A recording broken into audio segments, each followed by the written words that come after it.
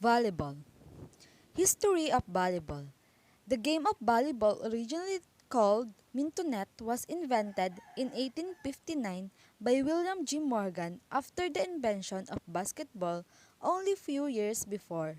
Morgan, a graduate of Springfield College of the YMCA, designed the game to be a combination of basketball, baseball, tennis, and handball. The first volleyball net, borrowed from tennis, was only 6'6" high, though you need to remember that the average American was shorter in 19th century. In 1900, a special ball was designed for a sport. In 1916, in the Philippines, an offensive style of passing the ball in a high trajectory to be struck by another player, the set and spike, were introduced. In 1917, the game was changed from 10-1 to 15 points. In 1920, 3 hits per side and back row attack rule were instituted. In 1922, the first YMCA National Championship were held in Brooklyn, New York. 27 teams from 11 states were represented. In 1928, it became clear that tournaments and rules were needed, so the United States Volleyball Association, USVBA, now USA Volleyball, was formed. The first US Open was staged as the field was open to a non-YMCA squad. In 1930, the first two-man beach game was played. In 1934, national volleyball referees were approved and recognized. Volleyball rules and regulations. Basic volleyball rules for playing the game. 6 players on a team, 3 on the front row and 3 on the back row. Maximum of 3 hits per side. Player may not hit the ball twice in succession. A block is not considered a hit. Ball may be played off the net during a volley and on a serve.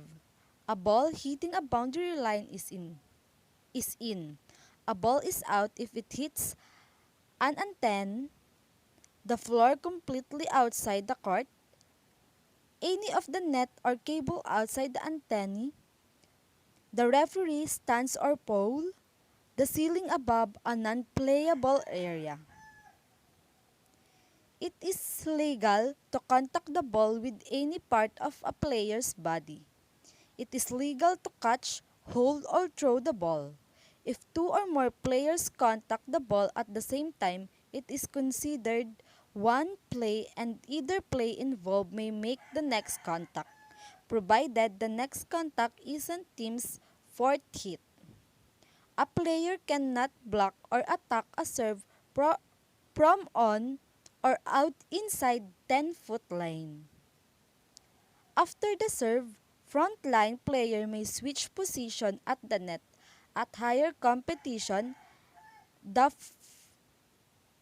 officiating crew may be held of the 2 ref, line judges, scorer, and assistant scorer.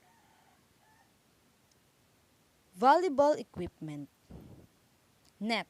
The net is in 1 meter, 3 feet, and 9.5 meter, 32 feet long when stretched. The net is attached to upright standards that are 1 meter, 3 feet outside the court. The standards may be padded to the maximum height of 5.5 feet. Front and side of the referee platforms must be padded same as the standards. Net antennas.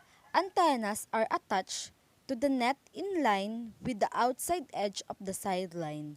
Antennas extend upward at least 2.5 feet but no more than 3.5 feet above the net. Antennas should be fastened securely to bottom and top of the net. The antenna should be made of unbreakable materials. Referee stand. The volleyball game rules require the referee stand to be stable platform that elevated the referee's head to above 2 or feet above the top of the net. The platform should be 18 inches long and 12 inches wide. The ball. The volleyball must be spherical with laceless molded cover of 12 or more pieces of genuine or simulated smooth leather. The ball is about 25 or 27 inches in circumstances.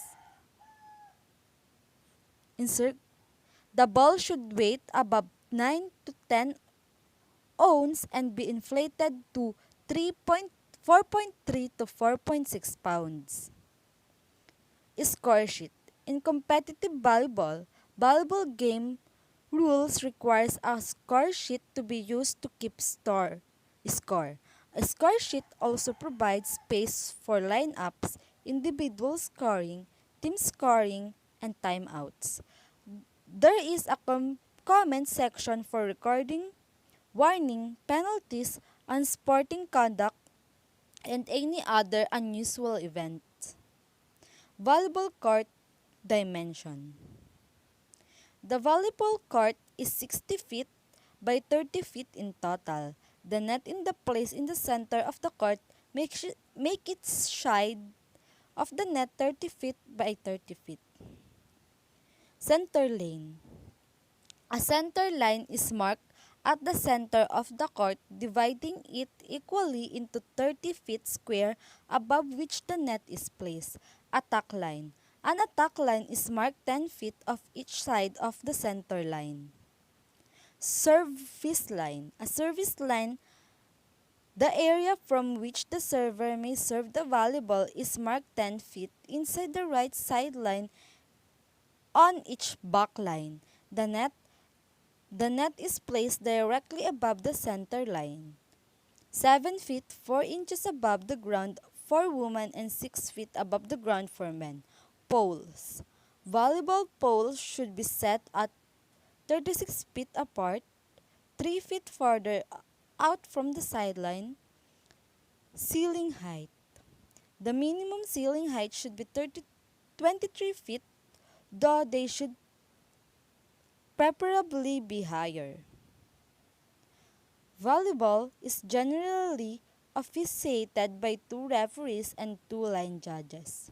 The first referee in volleyball is positioned on an elevated platform at the side for net opposite the official table.